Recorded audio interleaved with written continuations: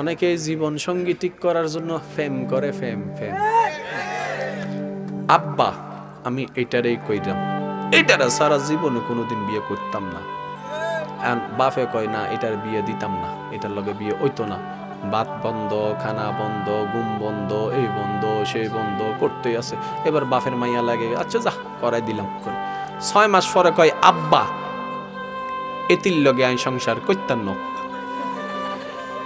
6 মাস আগে কইলি কিতা, কই এটারা ছাড়া বাঁচতাম না। 6 মাস আগে বলেছে এটাকে ছাড়া বাঁচবো, আর 6 মাস পরে বলে যে এটার লগে আমি সম্পর্ক রাখবো। ব্যাপার কি?